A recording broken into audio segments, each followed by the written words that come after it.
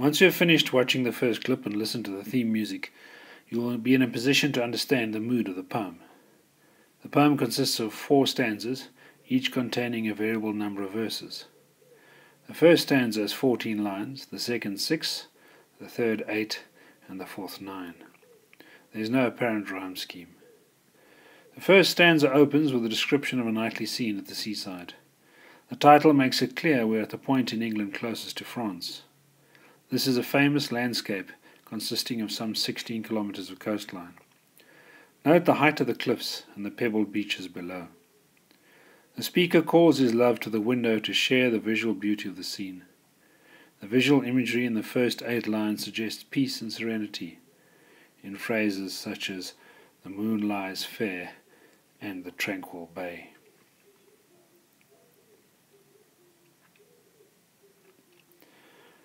The repetition of the word "is" in lines 1 to 4 is used to illustrate the nightly seaside scenery.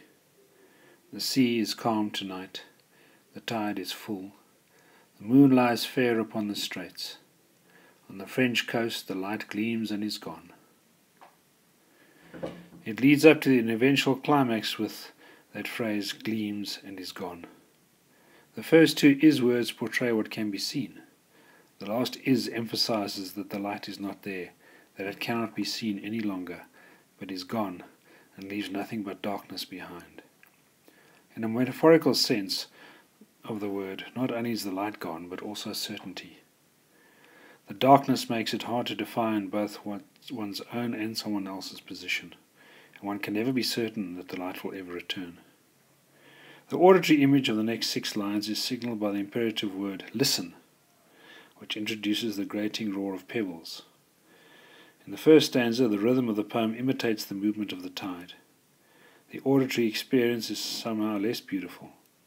The speaker projects his own feeling of melancholy onto the sound of the grating roar of pebbles, which the waves draw back and fling at their return up the high strand. The sound causes an emotion of sadness in him.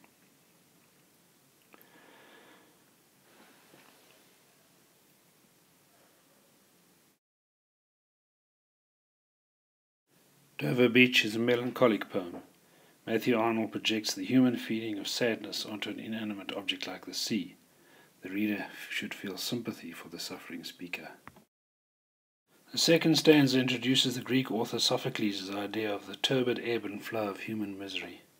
A contrast is formed to the scenery of the previous stanza. Sophocles apparently heard the similar sound at the Aegean Sea, and thus developed his ideas. Arnold then reconnects this idea to the present.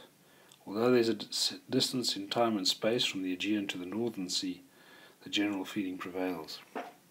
Sophocles died in 406 BC, but he and the speaker are linked by the symbol of timelessness, the sea.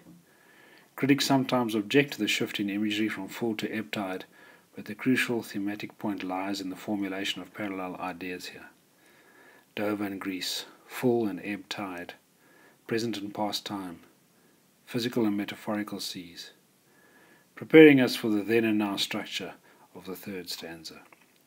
The sea of faith was once full, like the tide at Dover, but the speaker now can only hear its melancholy long withdrawing roar. Faith is slowly but unstoppably withdrawing from our lives.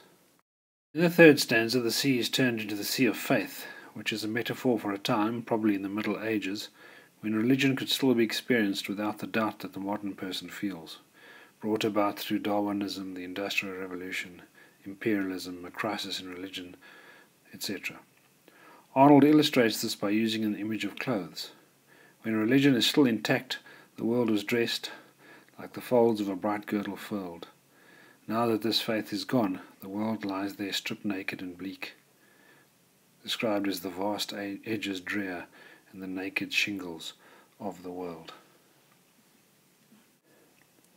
The beautiful scenery that presents itself to them, for the world which seems to lie before us like a land of dreams, so various, so beautiful, so new, is really not what it seems to be.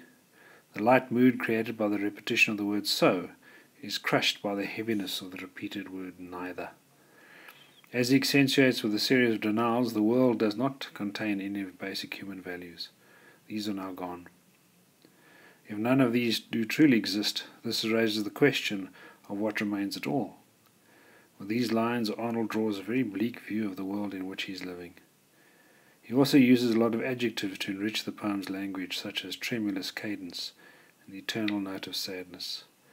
These help to increase the general melancholic feeling of the poem. One interpretation maintains that the disillusioned speaker refers to the debate between religion and science then dominating the intellectual effort of so many Victorians. If the sea of faith came to full tide, the preceding image of Sophocles adds nostalgia to the speaker's resignation in the face of the constant factor of human misery. The retreating sea of faith takes with it the moral and spiritual basis for joy and love and peace. The speaker's own attempts to see modern life steadily and see it hold successful or not leads to the resolution of the cry, "Ah, love, let us be true to one another." The world may no longer offer the comfort of joy and certitude and helpful pain, but the lovers may create their own interpersonal world where such pleasures presumably exist. If the lovers are not true to one another, all good would have disappeared, along with the light and religion, and left humanity in darkness. The word "we" could just refer to the speaker and his love, but also could be interpreted as the speaker addressing us, humanity. The pleasant scenery turns into a darkling plain, where only hostile, frightening sounds of fighting armies can be heard. It has been suggested that these lines refer to a description of a battle in ancient Greece where, fighting at night, the two sides could not distinguish friend from foe. This perhaps also echoes the spiritual confusion of the speaker's time. Some critics fault the ending of Dover Beach, which imaginatively transports the couple to a darkling plain, leaving behind the sea imagery which guides the speaker's emotional and mental state throughout the poem.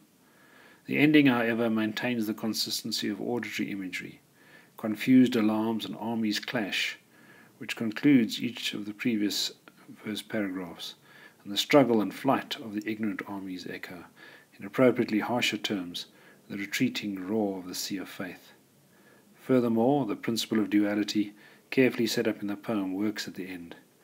Physically, the lovers are still by the quiet, beautiful cliffs of Dover, but figuratively, at an opposite extreme, they find themselves as on a darkling plain.